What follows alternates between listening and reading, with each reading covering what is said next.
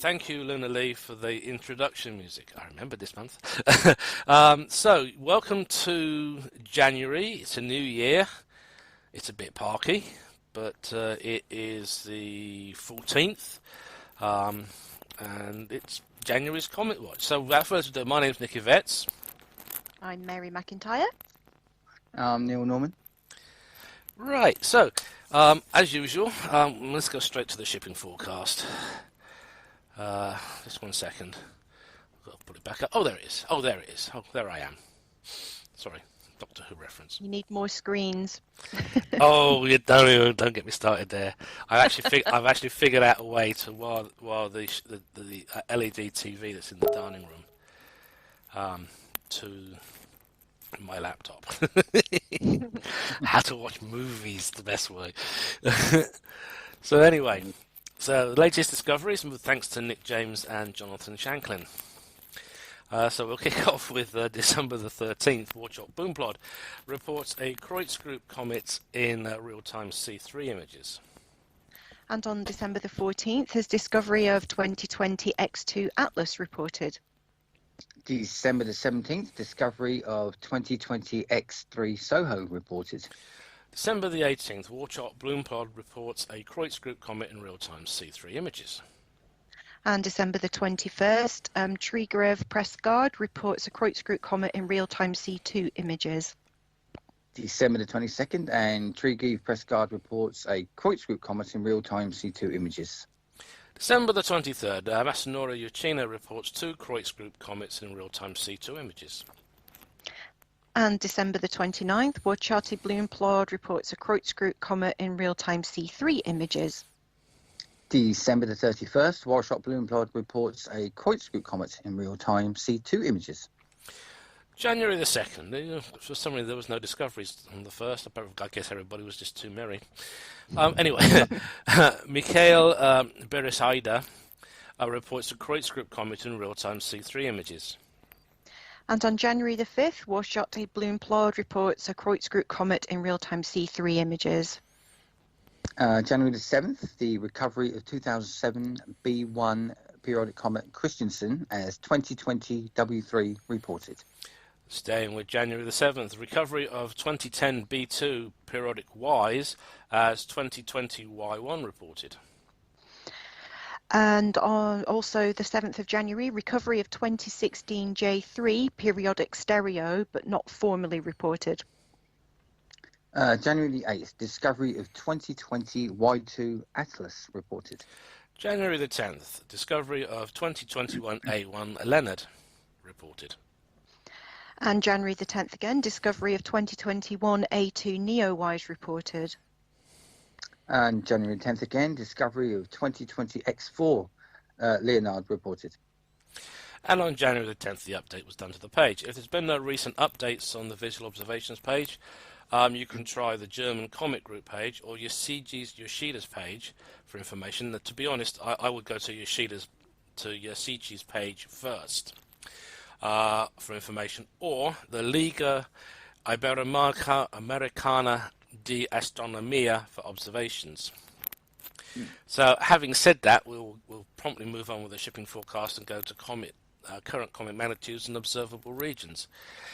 So, starting off with 2020 S3 Erasmus, magnitude 9, it's beginning to fade a bit, it's in conjunction, last observed December 2020. Then we have 141P Macholtz, and that's currently mag 10.5 and fading. That's observable 55 north to 35 south. It's an early evening object, last visual observation, January 2021. Next is 2020 R4 Atlas, magnitude 10.5 and brightening, currently at poor elongation, last seen January. And then 2020 M3 Atlas, currently 11th magnitude, fading 90 degrees north to 20 degrees south. It's an all-night object and it was last observed January 2021. And we have 2019 N1 Atlas, that is magnitude 11 question mark, currently steady, and that's observable 20 degrees north to 50 degrees south. That is a morning object, but there hasn't been a visual observation of that since August 2020. Next is 88p Howl, magnitude 11, but fading. 35 degrees north to 20 degrees south, an early evening object, last reported in January 21. Okay, 156p Russell Linear, 11.5 fade, 90 degrees north to 30 degrees south. It's best in the early evening, and it last visually observed 2021 January. Then we have 2021 A2 NEO-wise, that's currently mag 12 and brightening. That's visible 10 degrees north to 50 south. That's an all-night object. Last visual observation was January 2021. Next up is 11p Temple Swift Linear, magnitude 12, but fading. 65 degrees north to 45 degrees south, an evening object, last reported in December 20. And of course, next we have 398p Bottanini, 12 magnitude, steady, 65 degrees north to 50 degrees south, best in the evening, last visually observed January 2021. Then we have our old favourite 29p Schwarzmann-Wachmann. That is magnitude 13 question mark, because we know that varies. That's visible 85 north to 30 degrees south. That's best viewed in the evening. Last visual observation was January 21. Next is 2017 T2 Pan-STARRS. Seems to have been around forever. Magnitude 13, currently fading and also at poor elongation, and was last seen in September 2020. And now 162p Siding Spring, magnitude 13. It's fading, 70 degrees north to 25 degrees south. It's an evening object. Again, last visually observed in December 2020. Then we have 58p Jackson Newgemin, sorry. That's magnitude 14 question mark. That's probably fading. That's 65 north to 50 degrees south. That's best viewed around midnight. Last visual observation, August 2020. 2019 L3 Atlas is next, magnitude 14 and brightening.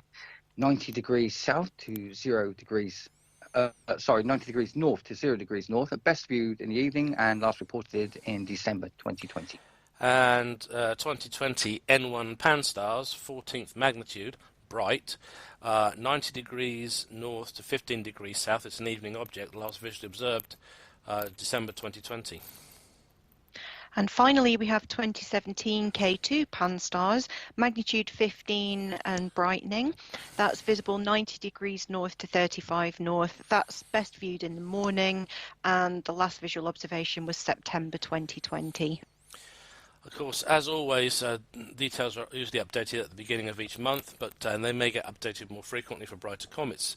The last update was on January the 5th for the observable regions, etc. It's an approximate indication of the latitude which the comet may be seen at. Now, obviously, under good conditions, comets can be visible outside this range. The period is when visible for the UK, if a comet is generally visible from the UK, otherwise for 40 degrees south or the equator as appropriate. So, of course, this is the last visual observation, is as received by the sections. Details are often updated on the basis of observations published elsewhere. And obviously, beginners will often find comets fated in the 7th magnitude difficult to locate. There are plenty of good finder charts on the visual observations page of the BAA, and I thoroughly recommend joining them and the Society for Popular Astronomy. Always good, lots of good advice there, and people willing to help you.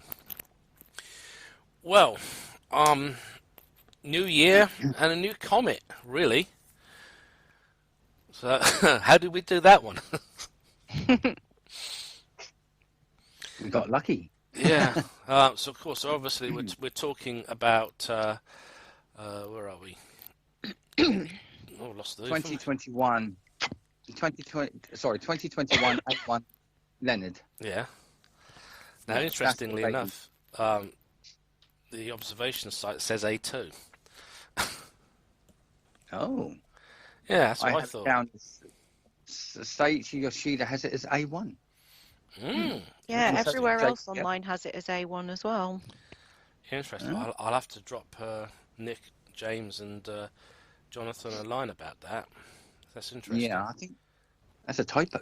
Could be. It's a typo. Yeah, it's a typo. Typo it is. Clever. So that's a strongly worded letter. Strongly worded letter to the BAA. But no, but seriously, how lucky could we have been that it's actually coming north and it's getting brighter? So, Yeah, Well, I've seen some quite outrageous articles online already about it, though, which is don't jinx it for us. I know, No. it's always the way, though, isn't it? Yeah. We had all this a long time ago with Ison. Oh, it's going to be a daylight comet, and it's going to put Hale-Bopp and Hayataki into the shade. Yeah, it never happened. Yeah, but then when Neowise actually was naked eye, none of the press seemed to pick up on it. True. Certainly not until afterwards, and it had gone. It was really strange when there actually was something that you could see. Nobody was interested. I think maybe they got their fingers burnt. Too many times. Well, they obviously haven't, because they're at it again now with this one, like 9 months before we're going to be able to properly see it. And it's going to be in the sky for a long time, but it's going to be faint, isn't it, really? It's not going to be something a beginner's going to be able to find easily for a while. No, a beginner won't be able to pick it up with modest equipment until around about October, when it gets to about 10th magnitude. It's a retrograde comet, which, for those who don't know, it revolves around its orbit in the opposite direction to the planets. So basically, it goes clockwise, where we all, planets go anti-clockwise. This comet is going clockwise. So unfortunately, because of that, when it's at its peak best, it's going to be what we call a horizon hugger. And it is going to be quite a tricky thing. But the good thing about that is that we can counter that.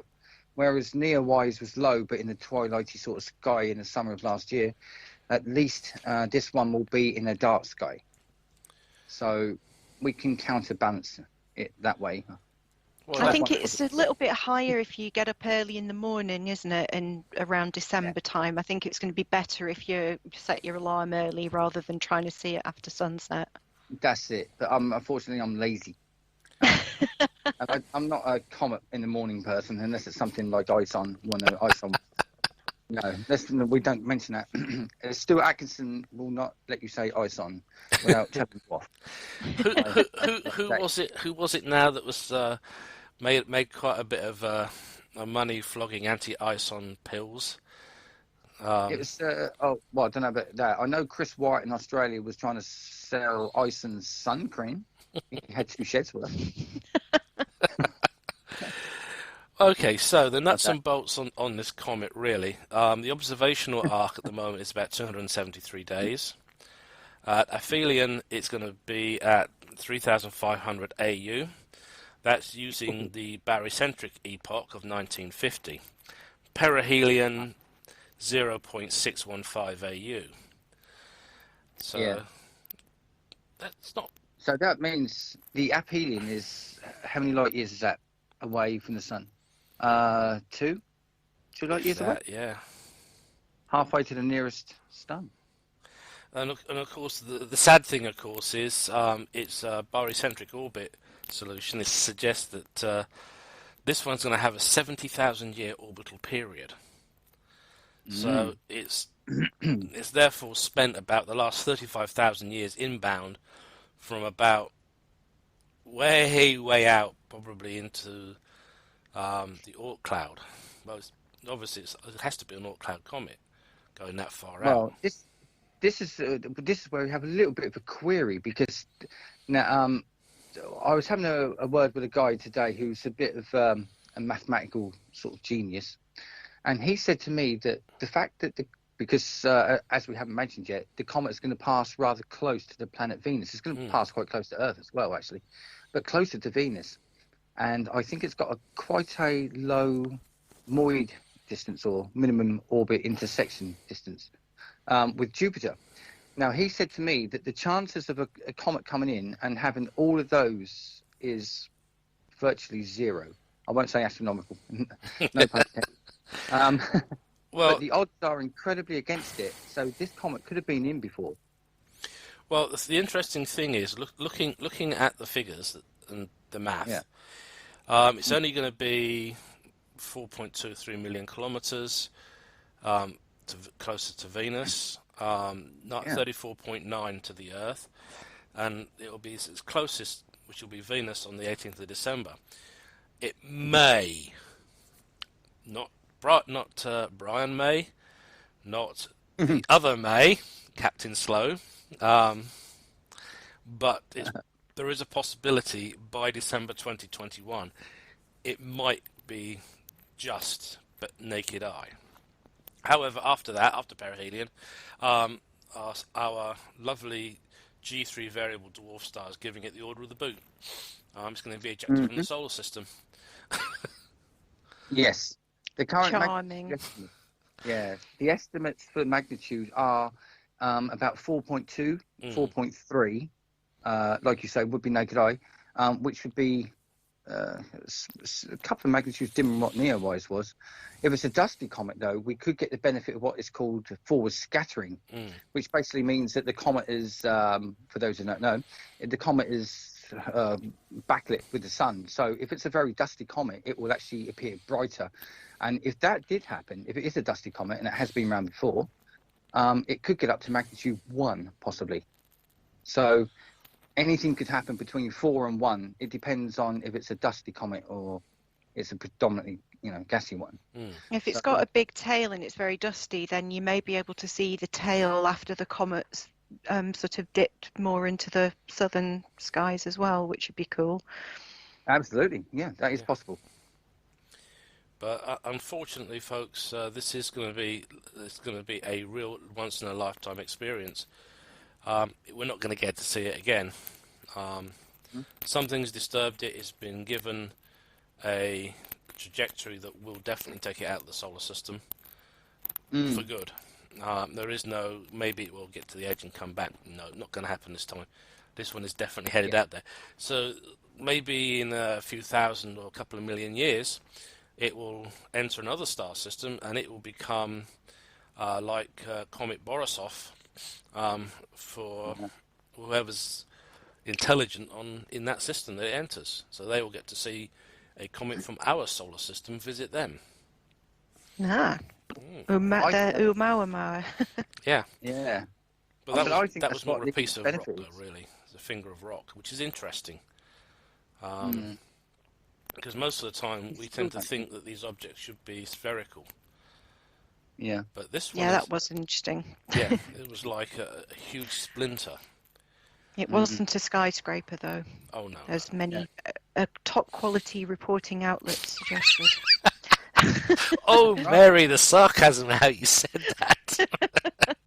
Yeah. So I've been looking at Stu Atkinson and Dave Eagle have put together some really nice finder charts for A1 Leonard, and just looking at Stu's ones now. In the evening sky, if it does become visible, even kind of just detectable with a wide angle lens, it's going to make a lovely line with Jupiter, Saturn and Venus. So it's going to be a a nice thing. Even if you don't have a big telescope, it'll be a pretty object to get a picture of in a line with those planets. And I do like Comets conjunctions. I think they're awesome. Yeah, and I also think, actually, I can't for the love of God remember what the date is, but I think there's going to be a conjunction. I think it's actually going to occult the Messier 3. Oh, is it? It's actually going to pass in front of it. And yeah, so... And it's going to be getting, because it's got a track that kind of curls up through the handle of the plough, doesn't it? And so although it's not going to pass super close to, it's going to get near like the Pinwheel Galaxy and the Whirlpool Galaxy and possibly Bode's galaxies. Yeah. So the hope, some slightly wider field conjunction opportunities there, which would be good. Yeah. But what Nick was saying, Nick was saying about these comets that come in and get kicked out. As we all know, the sky at night started with Comet Aaron Roland, or Roland, or however you pronounce it, which was kicked out the solar system as well. But of course, we mustn't forget the long period comets that we see. This is what I love doing. If I see a long period comet in the sky like Neowise last year, for example, once it's gone, that's not coming back for thousands of years. I think it's 6,000 years for that particular one. So, and then my mind sort of like, I wonder what humanity, if it still exists, will be like in 6,000 years' time. I mean, think back in history, what was happening 6,000 years ago in our history, in humanity's history, and then think, what's going to happen that far again? And I think, yeah. We'll all be plugged into the Matrix by then. I reckon.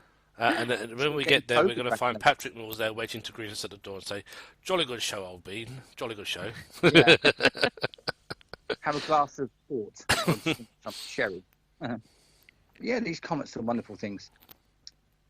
It's just a shame that it's well, perihelion is what's it, 0.6 astronomical units. I think its absolute value magnitude is I think, or Saichi gives it as 8.5, and JPL give it as 12.5, but JPL always do seem to be a little bit behind with their mathematics. I don't know why, or math as they would say in America. But yeah, I don't know. So yeah, it should be good. Even if it's a gassy comet, we should get something very, very easily seen in binoculars. That'd be awesome if it's going to go near M3. That would be quite something to see. I think it's going to be a repetition of Comet Holmes when it did its tour of the Messier objects, the North American Nebula, the California Nebula. It was like that. Sitting there, you're looking at it you're actually looking at the take directly from a telescope. And you're thinking, and you're not even thinking, you're just sitting there, you're just thinking, wow. As I say, 2007. That was a very good year. That was actually quite. Everybody jokes it's a very good year for one. It was an even better year for comets. As I say, we really truly lucked out with that one, because what was even better, it was actually going into outburst. And of course, it went from being, as I remember, that's the typical comet, to a big puffy ball of fuzz, literally. And it was like nobody was expecting it. At the time, it was like, we got this, so we got a comet, we got a nice picture against the galaxy, and then it went active, and it went active in such a way, like it was like, I am so glad I got a picture of that. Yeah. Well, no matter how kind of tiny a dot the comet is on my pictures, I'm always glad I've got a picture of them. They're fascinating, aren't they? It's why we do this. I mean, I don't take pictures of as many as I should. I know I'm kind of lagging a bit with some of the people out there now that photograph every single one, but everyone I do get a photograph of, I just love looking at it and think, where have you been, where are you going? And they're very interesting objects. Well, I'll tell you what shot. Oh, sorry, I was going to say, the thing that shocks me, just talking about images, I'm just looking at the Seiichi Yoshida, because he's got a picture of it up there, which must have been a picture taken shortly after it was announced. I don't know who took it, but it just looks, I mean, he's even put it in the red box. I mean, it just looks like a star. I mean, how they can detect comets at 19th magnitude and know that they're comets, and I mean, it's crazy. I mean, I wonder what, in the old days of the sky at night, Patrick Moore would be excited about a comet that was 8th magnitude. I mean, imagine take our technology back now, and because they didn't discover comets at 19th magnitude in those days. Unless they got to 10, 11 or 13, nobody really noticed them. Well, this is interesting because our old friend SW1 isn't really a bright comet. It's not. No. Because it would have came closer. Yeah. So just looking at it, it's magnitude 13th magnitude. Yeah. So when you think about it, that's pretty darn dim. It is. I mean, most backyard astronomers with a basic telescope wouldn't really be able to see it. Yeah. If you did, you wouldn't recognise that it was a comet for sure. Exactly. Yeah, absolutely. But yeah, it was. I'm just trying to pull up some information on 29p. I mean, it lives its life between Jupiter and Saturn, doesn't it? And just is a crazy object. I would just love to spend a day in orbit around it, or a week in orbit around it, if I could. So is it going to stay there indefinitely then? Or is it going to... No, it's not. It's because it seems to have just been in that area for so long. It feels like it's never going to leave. Yeah, I think we had Richard Miles on way back. We did, and I need to go and listen to that show again because Yeah. it's really interesting, and I learnt loads, and I've since forgotten most of it again. So I need to go back and listen to that. I think he said that it would be eventually perturbed by Jupiter or Saturn, or a combination of both, and it will come inwards towards the inner solar system. And if that happens, then Lord only knows what we're going to see. Well, here's the fact. SW1 was discovered in 1925. That's right. Yeah. On photographic plates. Yeah.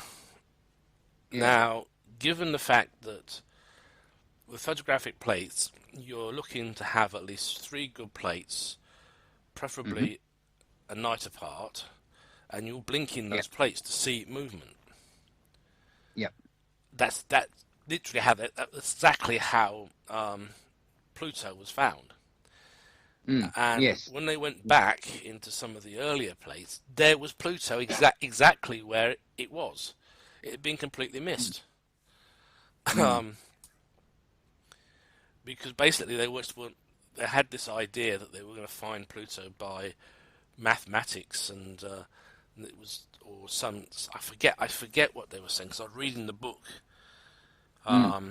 by Patrick and Clyde about Beyond Into the Darkness. That yes, book, is that the one? I was reading that book, and they were talking about how the original search was done. Yeah, and yet it didn't take Clyde that long once he got set up and working on the plates to find it. Yeah. And when they started, and I think they said something about the fact that they went back into some of the older plates, and there it was, because they were looking in completely the wrong part of the sky. They had this idea it's going to be in this part of the sky, and that was it. So that's where they were searching. And I think if they had either looked up or looked down, it would have been there, beating them on the head with it.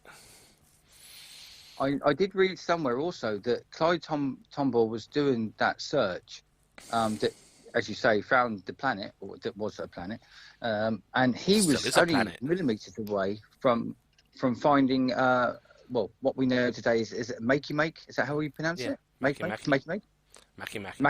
Yeah. So that could have been our planet that we once knew as Pluto, but he just, because obviously that moved very, very slowly, and then that could have been planet number 11. 9, as it once was. Well, 11, yeah.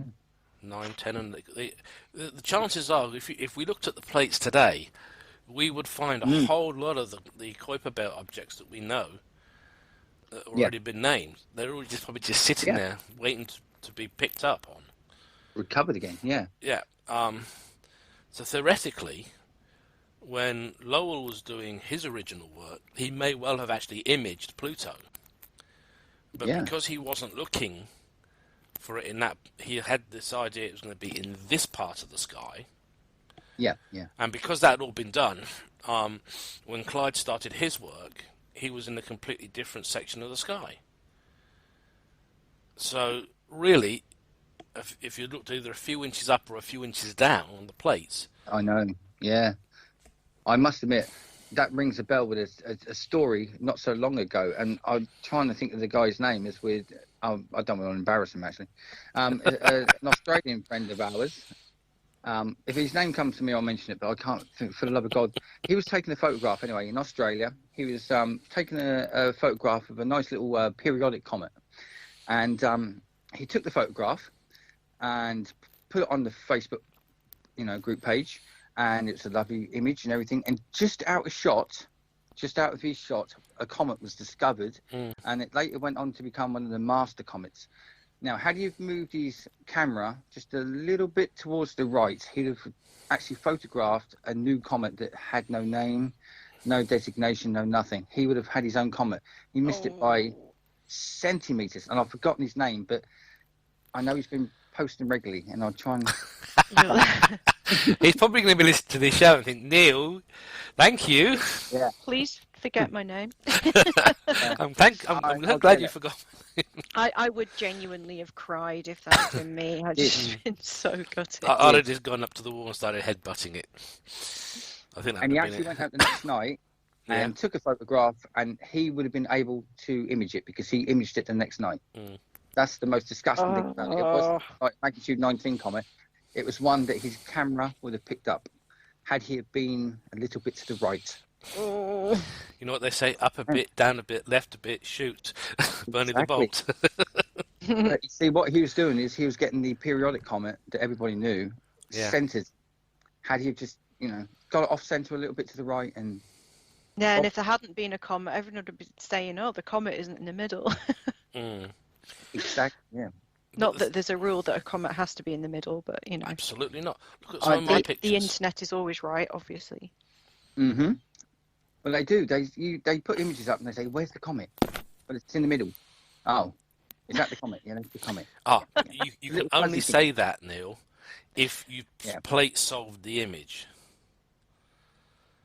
Because I was one of my very first attempts at deep space imaging was a Wolf Raynet with an O-class companion star. Yeah. And somebody who was a great mentor of mine back in the I'll say in the SLU days, looked at my picture and she asked me. She looked at the screen and she said, "What are you imaging?" So I said, "It was I can't remember the term. It's one of those really. It was something like a neutron star with another star orbiting it." And I just heard about this thing and I thought, "Oh, I wonder if I can do it." I'm probably going to feel a right twit doing it, but I went for it. And I was saying, I don't think I got it. She said, "Yes, you did." Because she then told me how to do a plate solve with an image, and that's why when I put a ring around a little blob and say that's the comet, yes, that is the comet because I plate solve. Sometimes, more accurate than stellarium. Yes, yes, it is. Well, the thing is though, if you plate solve it. It'll also tell you what else is in the picture. So you can be a right smarty pants and put arrows for such and such, such and such, such and such if you really wanted to. I don't want to.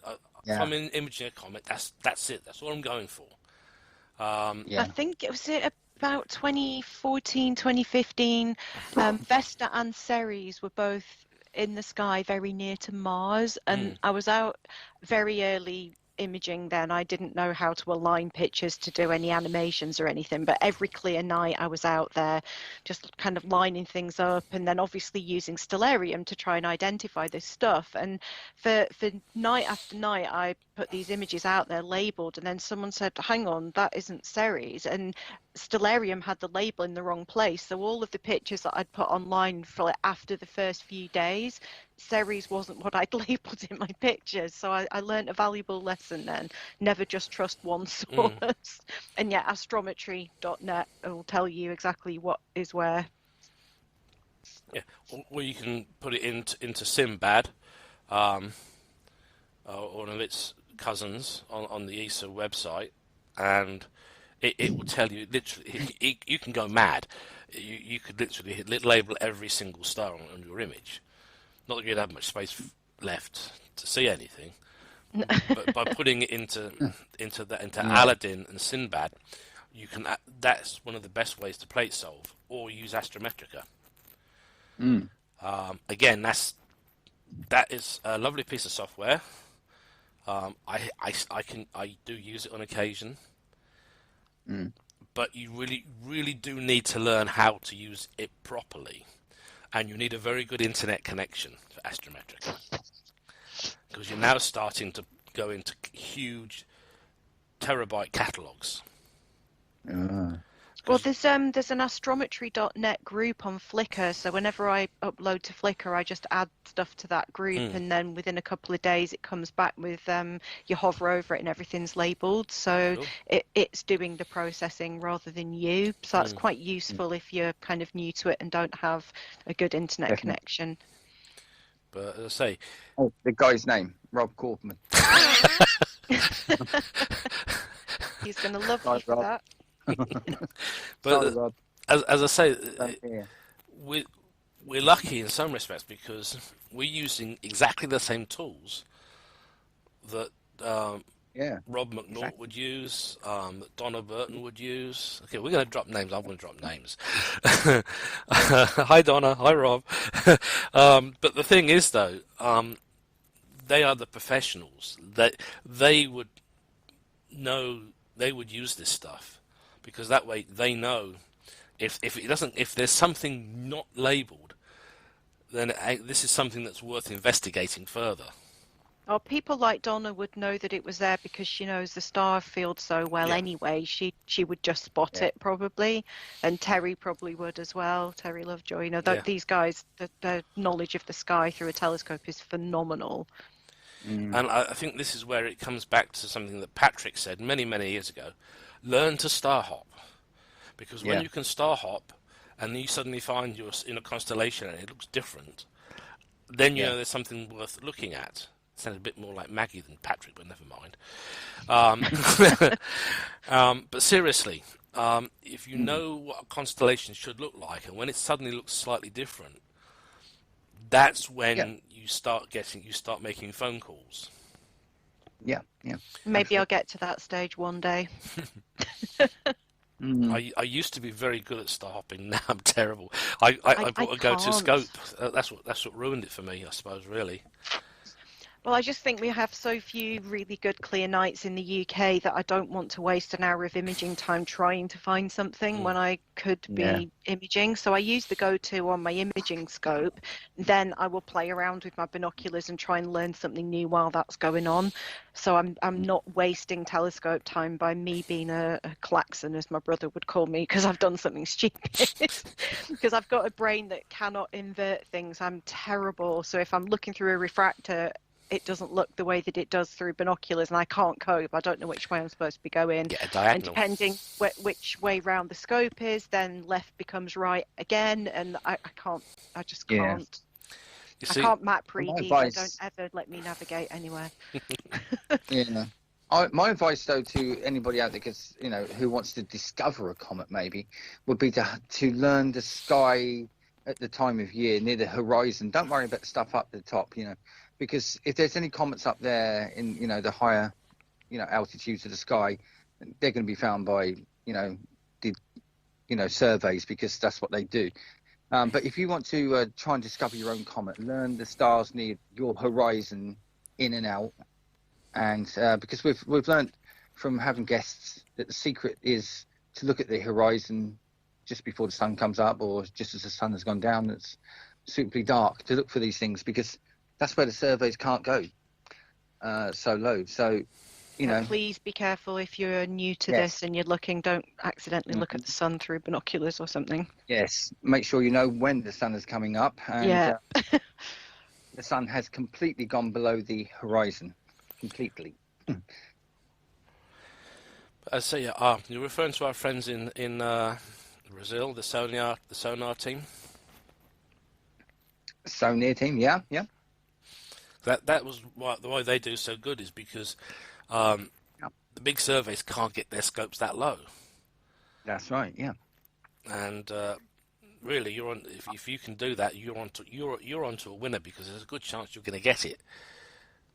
Particularly if you can then get a hold of somebody who is one of the alumni to confirm your discovery.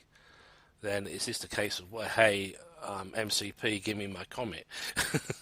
I noticed one other thing, and I just thinking about this as we were reading the shipping forecast, but I thought about this for the past couple of months, actually, is that there seems to be a shift in movement. There doesn't seem to be as many now comets discovered by pan-stars.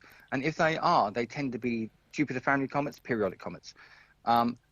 Atlas seem to be finding a lot. Mm. Hello to Henry. Hello to Henry Wheeland. I hope he's listening to the show. If not, then I'm not buying him a drink. You know, and Catalina and Mount Lemon, and they seem to be finding more. And Neowise has done incredibly well recently, as we know. Not only just discovering bright comets, but just the number. So I don't know why Pan-STARRS are not picking these things up. I just wonder why. As I say, Maybe the technology's gotten better with Atlas, or Catalina are getting better, or what do you think? to be honest, I think the thing is the technology's improved, so when a new survey comes online, of course they've got the latest toys. Everybody's then playing catch-up. Yeah. It's getting the funding to get the toys and then getting back into business, and then it becomes an interesting... how to be polite and Have there been describe it. any unusual weather patterns or something? I don't know. This is it. Because Or dust or forest fires? Well, I think Atlas and Pan-STARRS are on the same island, aren't they? Okay. I think so. I think Atlas are also getting another scope going soon in the southern hemisphere. I think I seem to remember Henry mentioning that in Atlas 2. I can't remember what country it's in. Yeah, because Atlas 1's definitely in Hawaii, because that's where he is. But they're getting one further south, and I cannot remember, for the love of Chile? money, where it is. Chile, possibly? Sorry? Chile? Yeah. Yes, I think that rings a bell. Well, Anyway, I just don't know why. The nice thing about the Atacama Desert, sorry Neil, the nice thing about the Atacama Desert is it doesn't have the problems, unfortunately, that they have on Hawaii with putting in a stonking great new telescope. True, yeah. So, and of course, the Chile government is only too happy to host it because it's bringing top-notch revenue.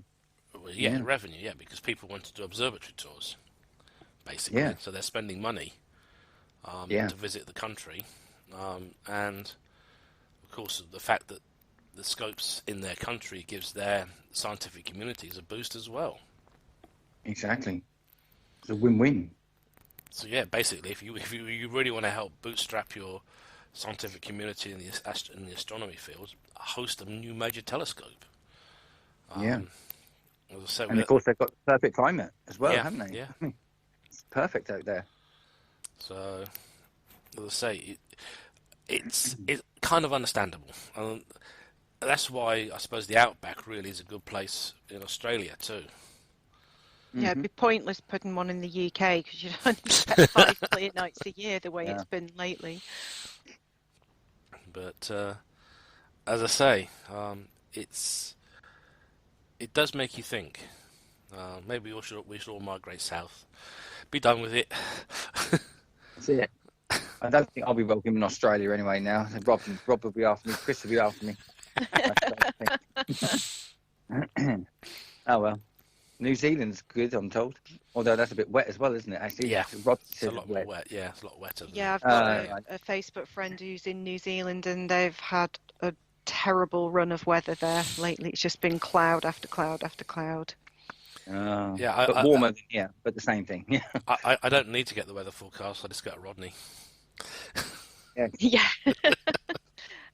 I'm actually doing my first Zoom talk to his society actually in June, I think it is.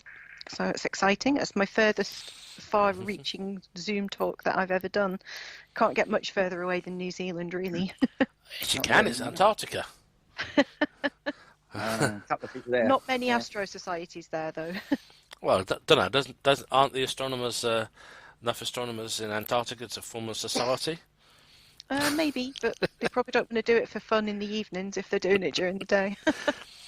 Well, as I say, it would be interesting to see who can actually get to the furthest place on Earth from their home to do a Zoom talk. It'd be interesting to see what the latency's like doing that, though. Yeah. given what it can be. The talk I did last night, bless him, the guy was having horrendous internet problems. They were only in the Midlands, but it was like the advert on the radio for bad internet. It was just like almost comedic.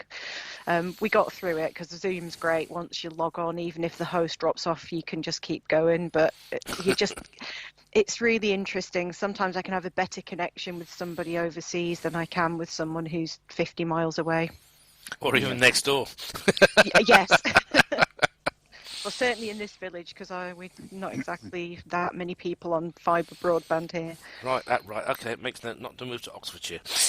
Well, it's getting better, but it can be a bit dodgy. But, So, of course, also, we've got to remember that 2017 K2 is going to be getting brighter around this time too. We mustn't neglect the once big boy of the year, as in terms of, because he was going to be the brightest comet of the year, and now there's a rival. Kid on the block. There's a love interest. Neil, this is supposed to be a family show, mate. Oh, sorry, yes. I won't, yes. All we want now is Rob Kaufman to find a bright comet and we have a love triangle, but Rob won't. You're going to get us into so much trouble. I know. Oh, dear. We love you, Rob. Honestly, we do. So, yeah, so this is they should get up to magnitude 6 by the end of the year. So, up in the northern sky. So, we're going to have comets chasing each other, and it's going to be hopefully, we're going to get some good action. And of course, the next really bright one could be discovered tomorrow. We just don't know these things, do we? No, we're only 14 days into January. There's time for new discoveries yet. And of course, if you really want to be have some real fun, is you can log on to the Soho Images and find comets there as well. You will have, that is a good thing to say, and I will say you've got very, very stiff competition.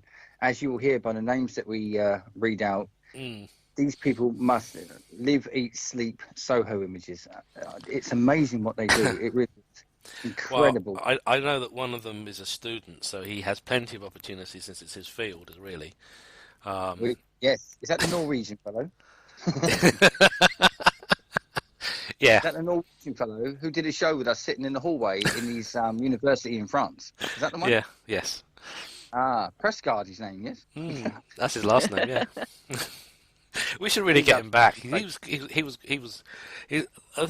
thing I like about our guests. They're really good fun to have on the show. They have a sense of humour. Yeah. They do. You need one doing astronomy. No, that's okay. Got locked out.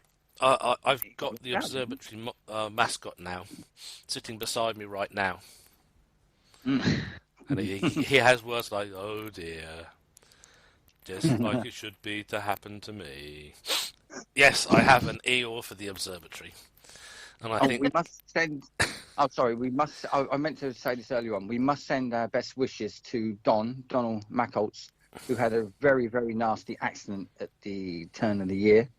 I don't know if you know that he was on his property, and some farming machinery he was on or sitting on tipped up, and he was pinned to the ground, and luckily his son was with him, and he was able to lift up this I think it weighed a huge amount, but because of the adrenaline in his system, he was able to get it off Don. Luckily Don is home now from hospital, but he's very battered and bruised, and bless him, hopefully on the mend very quickly. Yeah. Gosh. Yes, I had heard about that. I think I'd seen it on his Facebook group. Oh, that's awful. Luckily his son was with him, otherwise so it may have been a different story.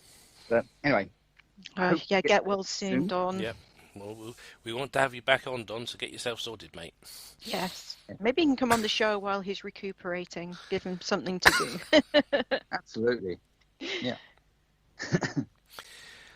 Well, actually, this has been quite a fun show, really. But then again, it always is, really. Yeah. Given our sense of humours. Save a few people for missing comments. And no, I'm sorry, Rob. I don't mean it. I'll send him some money. I don't know what the conversion rate is to English pounds to Australian dollars. Not much, I don't think. No, just send chocolate instead. That's way Yeah, more I've got loads appreciated. of that left over. Yeah, I've got loads of that for Christmas. It's starting to go white now, you know. So it's like whatever. Which Christmas did you get it? Chocolate doesn't go white in a month. Well, this is it. I think this is about 1990 something. I'm Oh, not. okay, fair enough. I'll just scrape that But bit off, it'll be fine. yeah, I don't like to throw things away. I like to give the children I something. never give chocolate away. Throw it away. Never. No, I don't like fruit and nut. But that's No, another story. Ooh. I hate dry fruit. No, horrible. Oh my Ooh. god, that's ghastly. Now I'm going to direct your attention, boys and girls, Mm. to Facebook for a second, because we were discussing SW1 coming into the inner solar system. Yeah. Yes. Well, you know what I'm like. Always good at Pushed it finding there stuff. already? I wish. I put a link into the group. Okay. Okay. And I found this by accident, actually. It's from October 2019, All right. and it's by Daniel Solte of the University of Arizona. A cradle of comets beyond Jupiter. And there's an image of what they think SW1 would look like if it actually came into the inner solar system. Well, that would be a very good Christmas if that happens. Absolutely. Oh. It would be a cracking comet if it came into the solar system. Oh, yes. What is the diameter measurement of that? Is it about 50 kilometers? Is it? I can't actually see the internet while I'm actually doing this, so I can't access. How big was it? I can't put it this way: the nearest comparison I would say would be Hyataki. Would you agree with that, Mary? Yeah. Good Just God. trying to see if we can see what the actual size of it is, though. It's got to be pretty big. Has to be, doesn't it? At that distance, at 14th magnitude, it's got to be a 50-kilometer job. I mean, they thought Hale-Bopp was about 50 kilometers, and that's about the same magnitude at that distance. Well, so if you think about it, 60 kilometers, Neil, plus or minus 7. Oh, that's big. It's quite big, yeah. So you got to remember these centaurs originally they're believed to originate in the Kuiper Belt. It's a region populated by icy objects beyond Neptune and extending out by about 50 astronomical units. That's 50 times the average distance between the Earth and the Sun. Okay? Now, close encounters with Neptune obviously does nudge some of them onto inward trajectories, and they become centaurs, which acts as a source of population of roughly 1,000 short-period comets, which zip around the inner solar system. Those are become to be known as Jupiter family comets, or JFCs. So, and these are comets that have all been visited by space missions: Tempel 1 Deep Impact, Wild 2 Stardust, good old 67P by Rosetta. Yeah. There's one interesting thing, though. Yeah. I was just saying, these centaurs, I mean, Mary's just basically said it's between 53 and 67 kilometers in diameter. So these other centaurs, which I don't actually know a lot about, do we know sort of the sizes of those things? Because we know that Jupiter family comets are sort of like only, I don't know, a dozen kilometers at most, or well under. So do they just, I don't know, evaporate a lot, erode away a lot, or are they just small pieces then? I mean, how come they're so big out there and so small in? Sublimation. It can make it shrink that much in size. Yeah. Well, the thing is, the dust in the solar system and the solar wind must do a lot of damage to a comet. Yes. I mean, Enki's a classic example. It's dropped by about 2 magnitudes since it was discovered in 1780 something. So it's now 2 magnitudes fainter in 200 or so years, 300 years, whatever it was when it was discovered. So, that's a long time in the solar system, though, isn't it? Surely. Yeah. But when you think about it, we only know of about 300 centaurs, and those are the ones we can see through telescopes. And mostly, so we're seeing the big ones because they're the only ones we can see, possibly. So that's the tip of an iceberg. They estimate about 10 million such objects. Yeah, that's it, isn't it? It says the estimate that the ones that are bigger than 1 kilometre in diameter, from between 44,000 to 10 million. That's an extraordinary amount. Mm. It certainly is. Holy moly.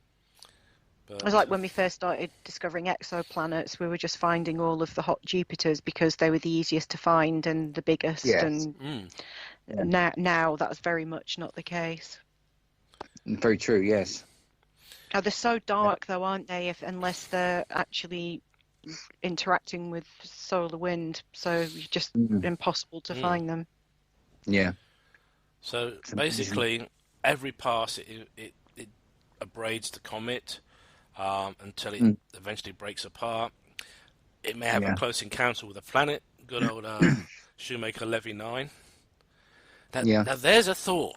What would happen if our little visitor that's due to have a close rendezvous with Venus was to actually impact? Yeah. How would that be to see an impact of a comet on Venus or Mars? Well, Mars would be spectacular because of what we've got up there. You could see the surface details. We'll see everything. Venus, I guess it would be more like a smaller version, but a closer version of what happened with Jupiter back in '94. Yeah, because it's just going to scar the atmosphere, but we're not going to see much else, are we? I mean, could it black out? Because it's obviously a smaller planet.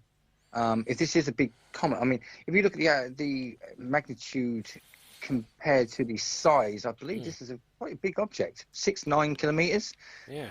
So if that actually hit Venus, it could black out the entire, or blacken the entire atmosphere. So, okay, so let's have a bit of fun. Okay, we're gonna have a bit. This is all conjecture and it's fun, but think about this. So a large comet cracks into Venus. Now kills Earth full speed. Well, I wasn't so much thinking of that. I was more thinking of the fact the change in the atmosphere, because we know what Venus's atmosphere is. It's basically sulfuric acid. Yeah, absolutely. So, would it terraform the planet? I guess in theory, if enough comets hit, I don't think one would make. I think the planet would repair itself and go back to being Venus after a while. But I mean, I guess if we had another bombardment. I mean, when we had that, was it Scholz's star went through the outer Oort cloud 70,000 years ago, or whatever it was? Yeah. I mean, if there's loads of comets coming in now at crazy angles and Venus gets hit by, say, 50, 60, 10-kilometer chunks of comet, then I think it could theoretically happen. Yeah. Well, if the largest Centaurs have got a diameter of over 100 kilometres, so a couple of those would tear it slightly. Oh, yeah. Planet busters, yeah. Well, not just... Well, I was more thinking along the lines of Spermopangina, because we know that some comets have good old-fashioned H2O, others have cyanogen. We talked about this on the other show, didn't we? You love this subject. I do. It's just the thought that it doesn't have to be complex molecules that they bring. It's the simple amino acids. We know that they can survive in space, and that they can potentially travel. Yeah, and impacts form other molecular structures as well, don't they? They can form building blocks. They force a mutation. Yeah. Well, it's all possible in theory.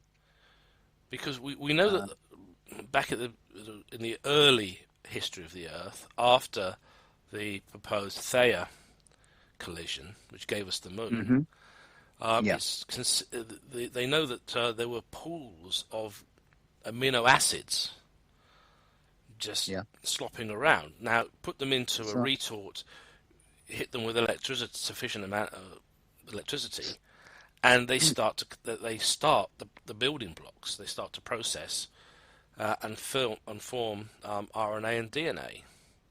We know that because it's a scientific fact. Very true. Yeah. So, as I say, maybe it'd be interesting if maybe a few of these large centaurs was to impact Venus. could it potentially change the Oh, planet? Could it actually, if it was Mars, could it restart the water cycle? yeah, yeah. But I mean, how much would you need to excuse me? How much would you need to actually, neutralize an atmosphere as thick and dense as Venus? I mean, how much would we be talking about? Absolutely. In an awful lot of damage to the atmosphere, for the solar wind to then finish off the job by whipping away a big chunk of the atmosphere. That's what happened with Mars. Yeah. Well, yeah, exactly. It might take a bit longer than we will be able to observe it, though. True, but we would get to see the beginnings, and it'd be very interesting. yeah, as I say, a lot of, if you're new to the show and you're wondering what the heck are we talking about, look up Fred Hoyle, Fred Whipple, because they've both talked about building blocks of life traveling through space. We're not talking about spores and actual creatures. We're talking about simple amino acids, which do exist in comet nuclei. Yeah. In fact, the quickest way to tell if a comet is belongs to this solar system or not is to look at its spectrum. So, as I say, now with the experiments that were done on the ISS with safe bacteria, and even if you're looking out in the depths of our oceans at the black smokers, amazing.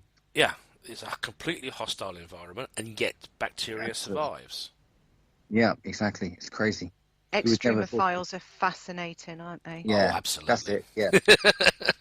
And of course, being astronomers, this is something we can actually talk about because it is a links fact. in, doesn't it? Astrobiology is a field, and if it had existed when I was 19, I would now be an astrobiologist because I love biology and I love astronomy and I love reading about astrobiology. It's fascinating. But anyway, talk about that, Nick. Don't you? I mean, you're talking about Comet Borisov earlier on in the show, the interstellar definite 100%. That was very, very carbon depleted, wasn't it? Yes. They found.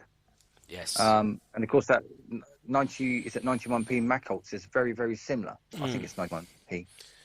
So is that an extra?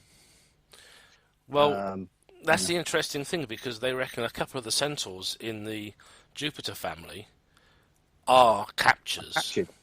Yeah. And they're captures, they're interstellar captures at that.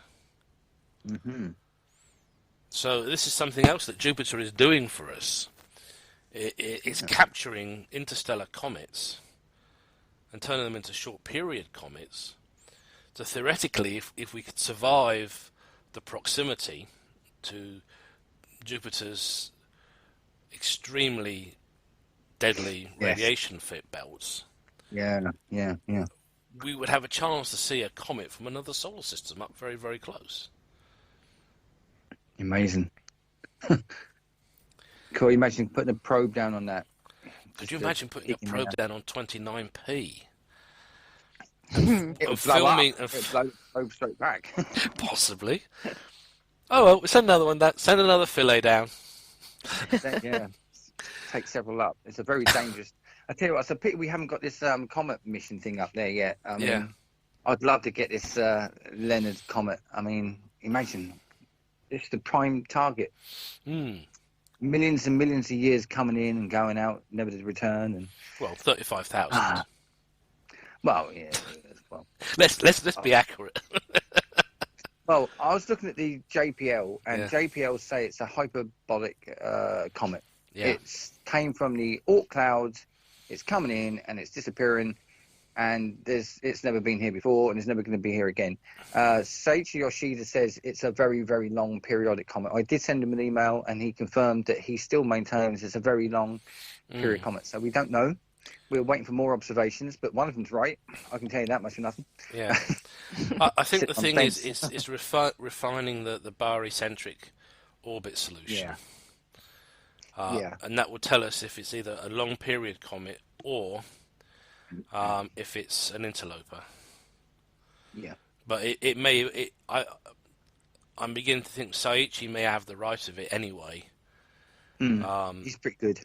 Yeah, he's actually all his figures and stuff. He is one of the most accurate sights I've actually ever seen on comets. Yeah, he is brilliant. And there's another guy he works with. I forgot his first name, so I apologise, but I know his second name is Nakano. Yeah. And he is a wonderful orbit computer of any comet that's ever been recorded in history. He will take it forwards, backwards, and it's amazing. He is unbelievably clever. So he must get some credit too, because he's something else, I must admit. Well, as I say, I think that's the greatest thing about Saiichi's site is the fact that his math, as the Americans put it, is so good. If he says this is where it's going to be in 5 years' time, well, that's where it's going to be at the end of the day. I think the only other person I know who was ever who was that good was Brian Marsden. Because he would take a very rough orbit and very, very quickly he could polish it up, and he could have a definite set of figures. This is where to look for it and when. But and of course his student Gareth Williams, who's I think he's now retired, but Gareth was also in the same mould as Brian. He was taught by Brian, so he followed the traditional way of doing these things. I know it's all different now. These supercomputers can compute 1,000 orbits in a split second, but in those days they did it the hard way. Yeah. The raw data has to still be right, though, or the models don't work, do they? So there's still a lot of skill involved. Well, yeah, it's knowing when the figures you're looking at don't look right. Yes, that's the thing. That's the trick. And I think that was the thing with Brian. He could sit down, he could look at the data, and he could say, no, that doesn't look right. And he would reach out and ask for more observations, until he could say, yeah, now the figures are right. But this is going to be a very interesting one, because just looking at some of the figures, the Earth moid, Earth moid is 0.2306 AU, 34.5 million kilometers. Jupiter is 44.46 million at 0.2972 AU. So, and then we look at Venus. Yeah. I mean, and the Venus, as I said, I mean, the guy I was talking to today says the chances of that happening are really, we could never see a comet do this ever again, because it's really that quite rare. So there's a high chance, as you said a minute ago, that Saiichi has got it right, and this is a very long period comet that has been in the solar system before, which is good news, because if it has been here before, it's been warmed by the sun before and can be quite reliable to the predictions we've given it. Whereas an Oort cloud comet, like Ison, they tend to, because they're covered in so much pristine ice, they tend to fizzle frantically when they're at the orbit of Jupiter, and they kind of give a false indication of how they're going to perform. And then when they get into the inner part of the solar system, all the volatile ices have gone, but the crust of the nucleus is still hard, and nothing can get through, and then they dim rapidly, and then they let us down. So that's why Oort cloud comets are not reliable. So going back to our hyperbolic comets, the list that I have is C 1989 X1 Austin, C 1999 S4 Linear, 2007 Q3 Siding Spring, 1980 E1 Bowell. Can I just say that the siding spring comet was Donner's comet? Yeah. Donner Burton. Yeah. Bowell, I think that was the hyperbolic because it went too close to Jupiter. Yeah. Then you got 2003 A2 Gleason, 27 U7. Getting closer to home, 2018 C2 Lemon. Again in 2018 F4 Pan-STARRS. 2019 E3 Atlas, and now of course we've got 2021 A1 Leonard. Yeah. The only other one I've got here is 2007 F1 Leonis. Right.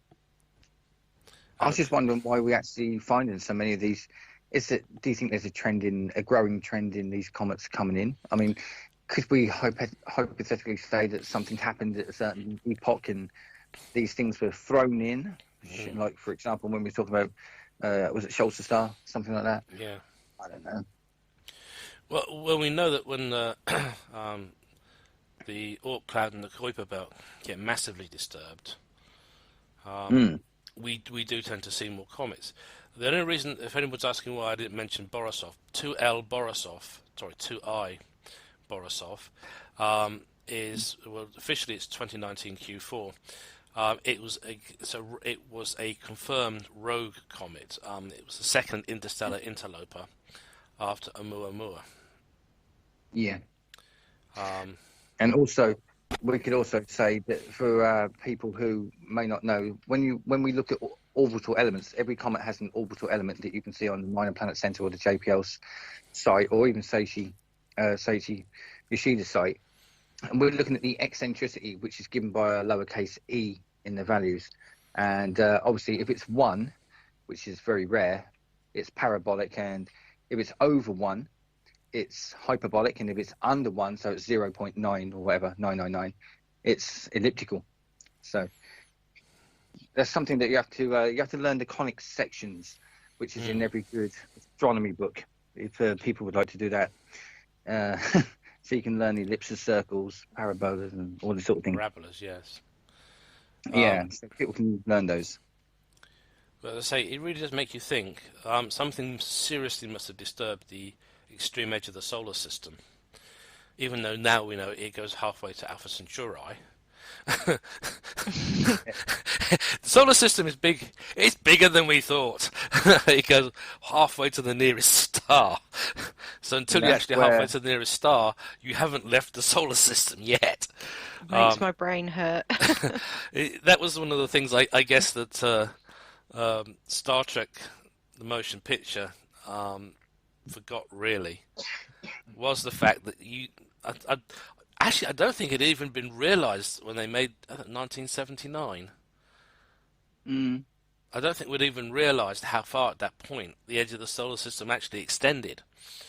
How far you actually had to go to actually leave the solar system.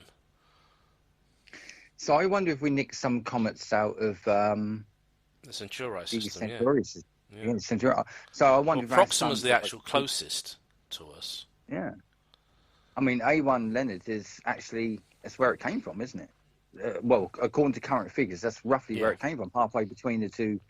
So it could have gone either way. Well, had that system been a bit bigger, of course, it could have pulled it that way. But obviously our sun had a bit more influence, or it was nudged a bit this way by something else. But yeah, I mean, our sun must pinch the odd comet, or has done in the past.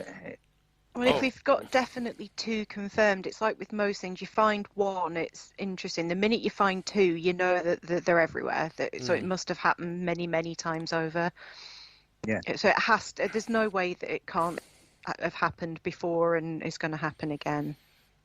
Yeah. And I think the place we really need to look right now is the Jupiter family. We really need to look at that particular group and just see actually how many of them are really interlopers, which got a wee bit too close to Saturn and Jupiter and got captured. More so Jupiter than Saturn, but it's certainly Saturn and Neptune definitely were in the play that allowed it to be captured. Yeah. It'd be very interesting. Oh, absolutely. I think this is probably why I really wish I could jump forward in time and be on the deck of a starship, actually cruising to the edge of the solar system at 0.999 C. Yeah. That way we get there quicker. Well, we appear to get there at normal speed, and of course history's zonked through back on Earth. Good old relativity. Can't beat it. Yeah, you wouldn't want to go back, though. Wouldn't know anyone. True. But anyway, it's just something to think about, really. What was it Scholz's star? Was it was there something else? Did a black hole skirt the system? That was quiescent and helped knock stuff in. We really don't know. Or a hypothetical hidden planet out there in the darkness.